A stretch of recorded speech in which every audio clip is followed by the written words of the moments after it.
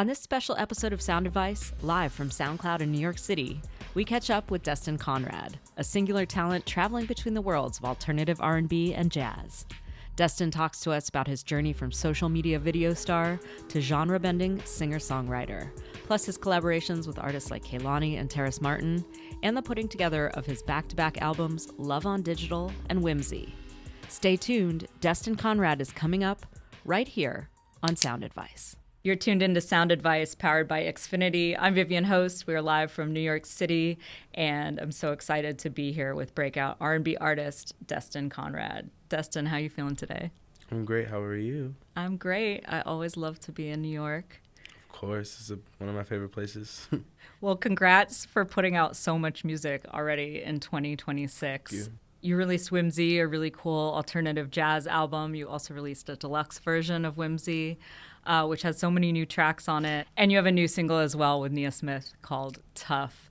Tell me a little bit about the making of Whimsy and where you got the seed of the idea to make that record.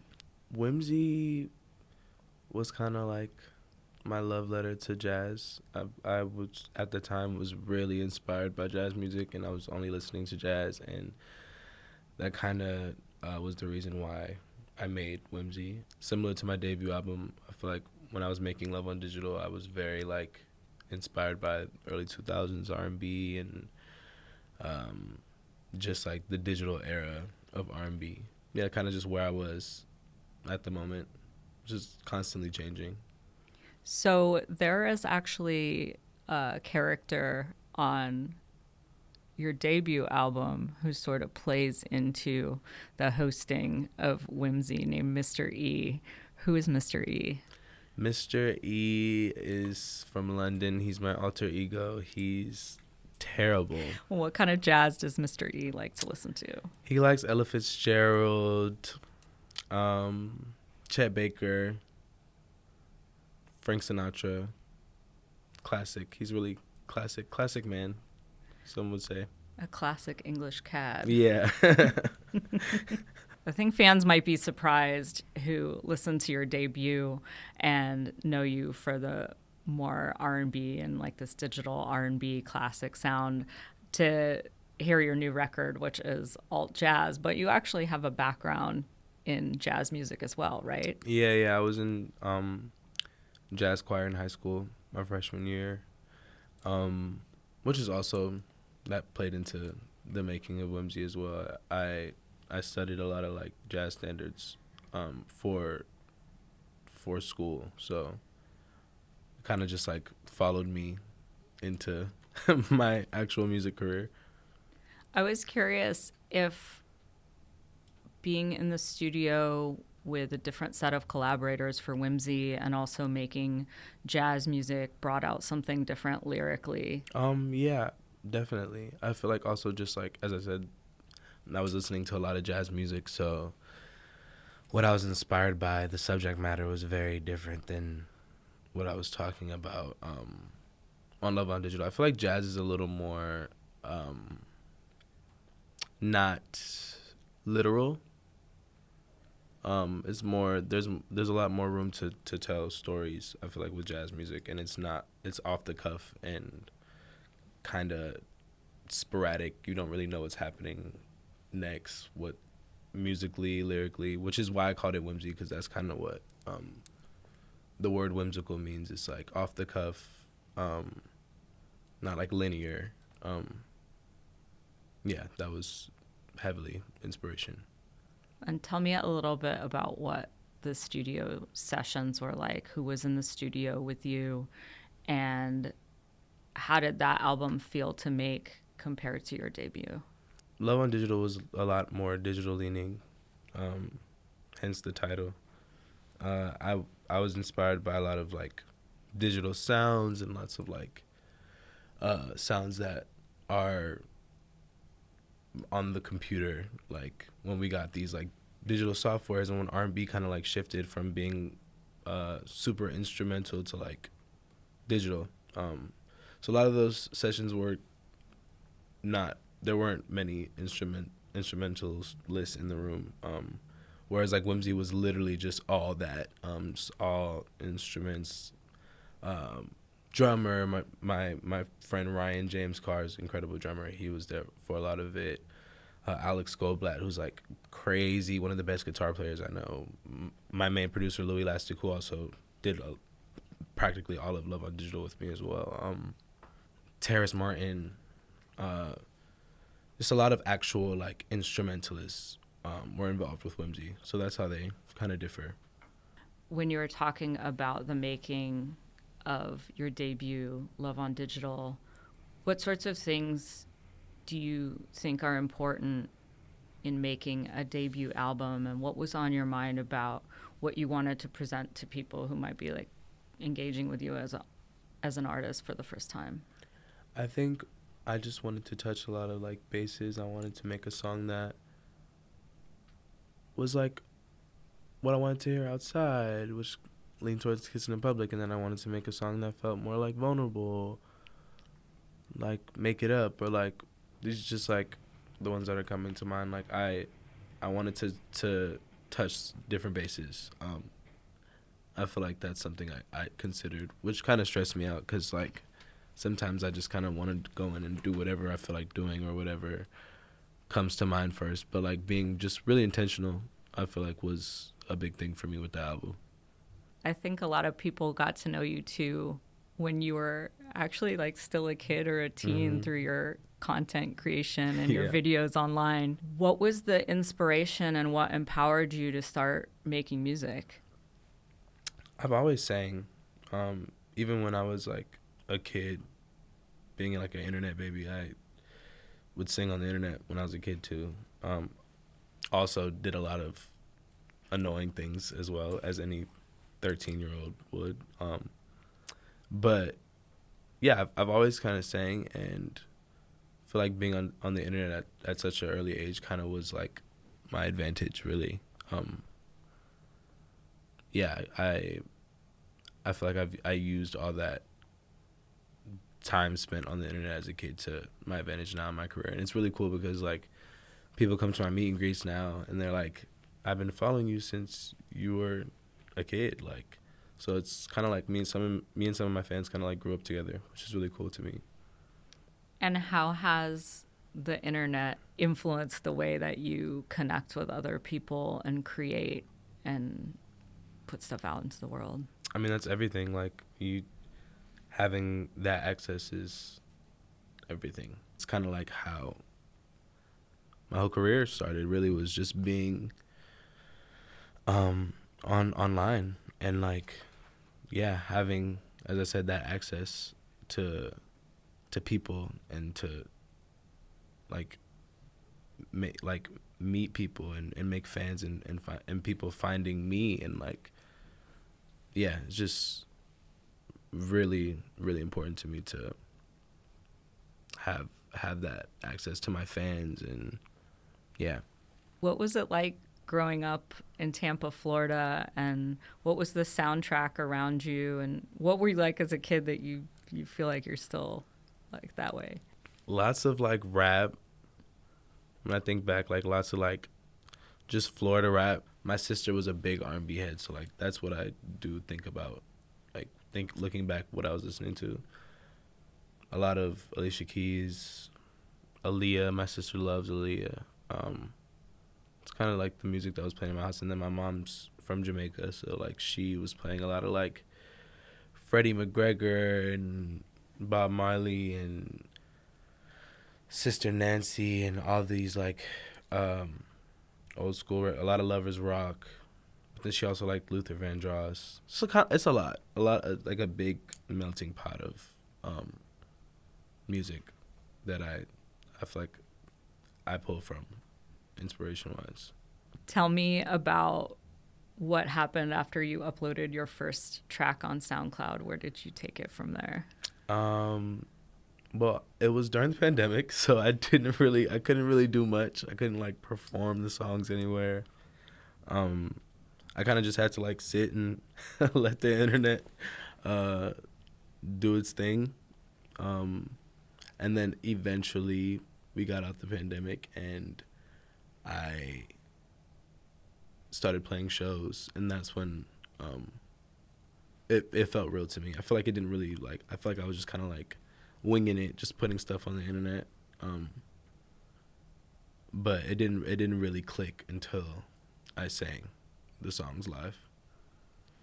And what role does SoundCloud play now for you as an artist or a fan of music in terms of finding inspiration or actually like getting albums and projects done? One of my favorite things is going back in my SoundCloud and looking at the songs that I liked in whatever year, 2016, 17, and just like pulling inspiration from the songs that I loved when I was younger. I feel like that's one of my favorite things about the platform is just like all those songs are still there, and it's like I go back and it's like a timestamp, really.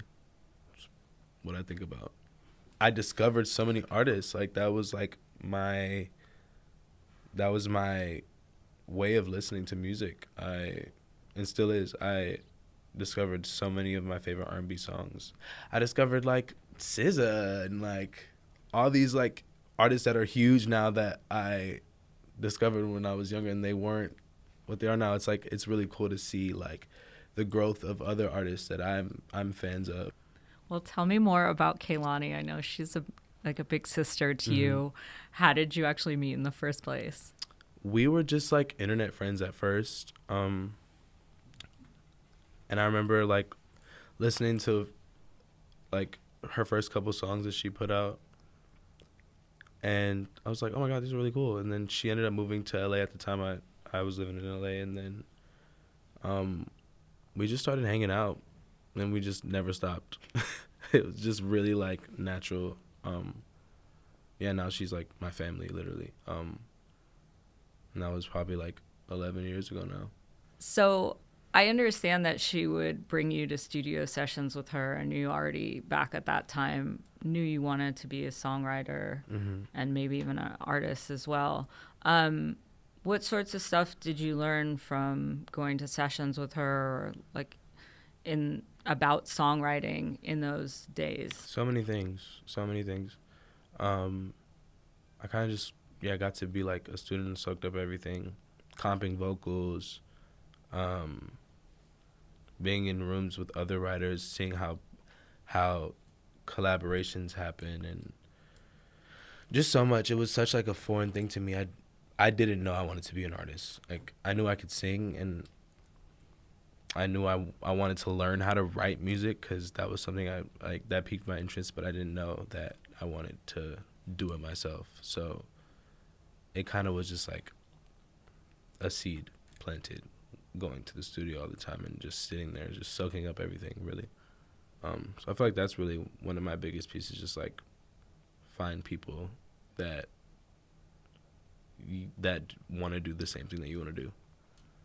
When was the first time that you sort of realized what your sound was or where your voice fit?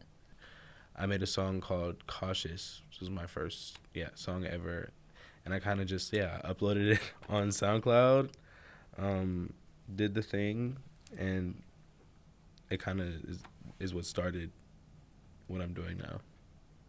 But I feel like that was the moment that I was just like, okay, this is me. This is my entry into me discovering what my sound is. When was the first time that you felt like you made magic with your music?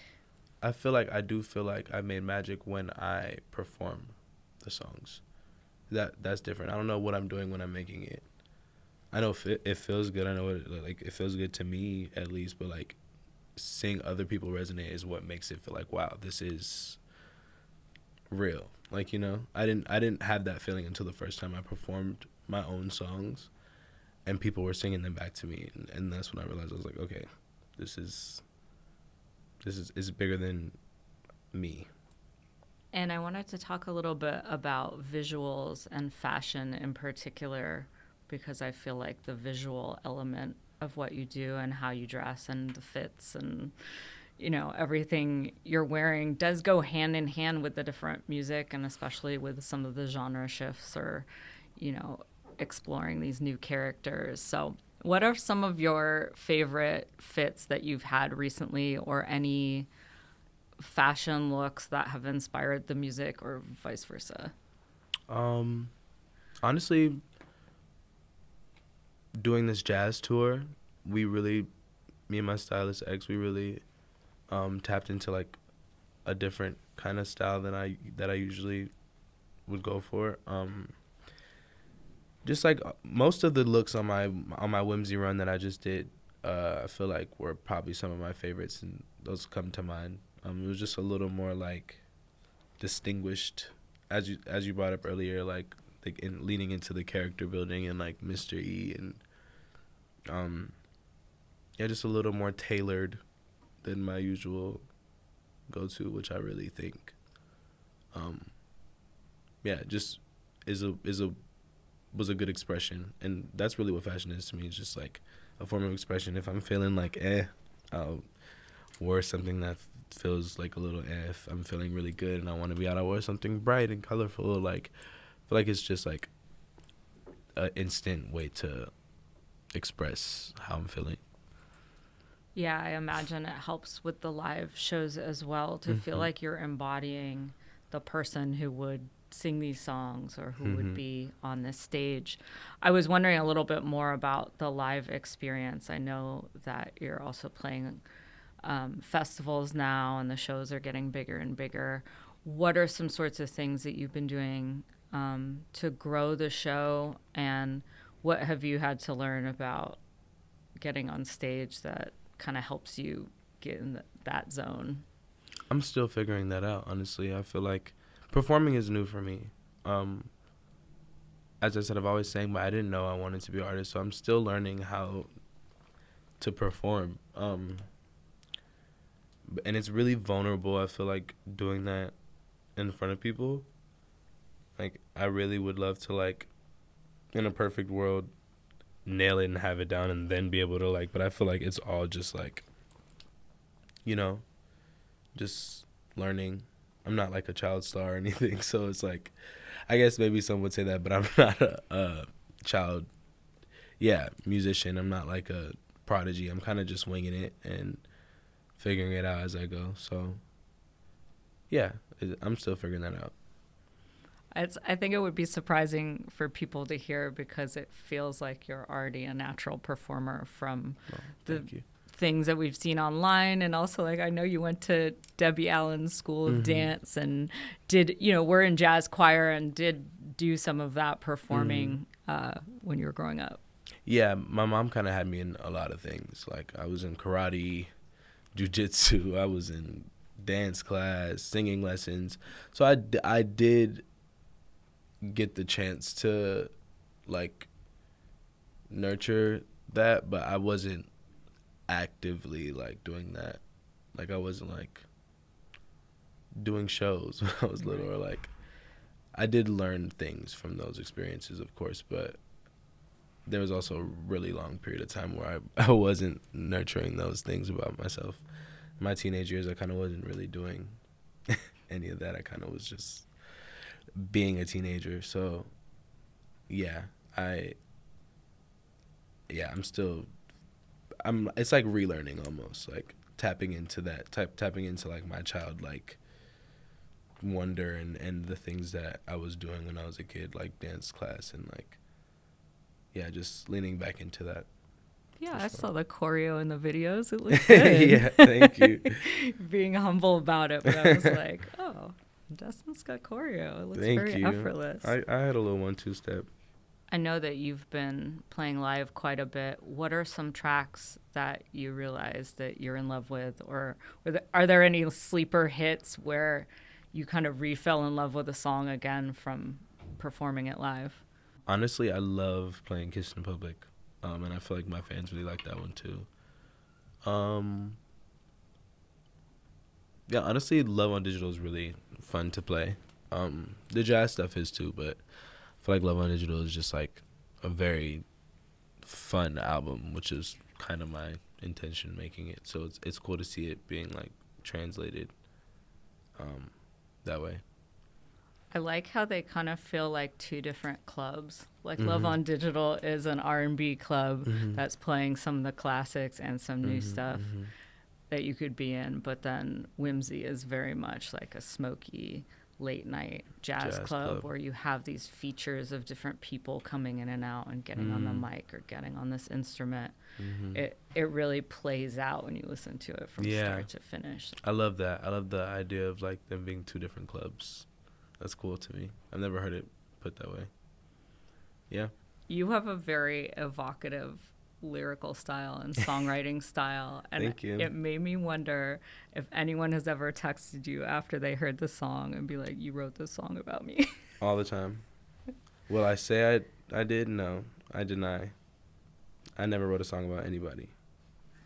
You've used the private tracks feature on SoundCloud throughout your career. How has that helped you in your collaborative process or in the process of putting together releases or deciding what you want to put out? Honestly, it's kind of like the first step to putting together an album. You can really see how songs exist with each other, if they fit in the same world.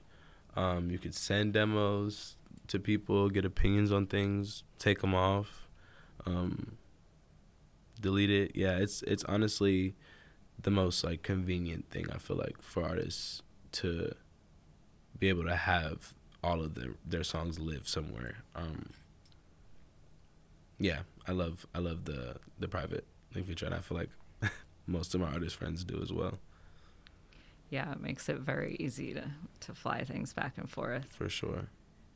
As a platform, how do you feel SoundCloud is different than some of the other artist tools that you use? And how do you view your community or your circle of fans or collaborators on SoundCloud specifically? I feel like it's like a very shared experience, even as a fan. Like, I was saying, like having the hub to have somewhere where music can live is kind of everything. It's like, as a listener, but also as an artist, I feel like it's really important to have that. I feel like it's a really cool way to like know also what other people are listening to, because it's like you have a profile, so it's like you can see what's inspiring other people, and that can lead into what's inspiring you as well, which I think is really cool. Yeah. What are some of the songs that have always resonated so much with you? One that comes to mind is it's funny that you said Aaliyah, Rock the Boat by Aaliyah. My mom told me before I said words, I would hum a lot, and I would hum Rock the Boat. So I feel like that comes to mind. But yeah, probably you would definitely hear me singing a lot of Aaliyah, Michael Jackson. Yeah, Brandy. Just a lot of like really good R&B music. I know you love Brandy. What is your favorite Brandy song? Oh, that's hard. Honestly, I can't pick one song. I don't have one song. I just love her as a woman. She raised a whole generation of R&B musicians. I feel like any R&B artist you ask has admiration for Brandy. Honestly, the Never Say Never album, though, is one of my favorite R&B albums of all time. I feel she is really relatable. Mm-hmm. She's so cute, and her style is so cute, and her voice is amazing, and her songwriting is amazing, but also you could find something of yourself in her, in Brandy, or in a Brandy song. There's a song that speaks to everybody. Exactly. You know? Which I feel like a lot of artists could wish to even be like half of that. I feel like having the ability to like speak to so many people is really a part of why we love her, for sure. I know that you sort of manifested being an artist in all these different ways. Like, what have been the biggest challenges, but also the biggest happy surprises of doing this?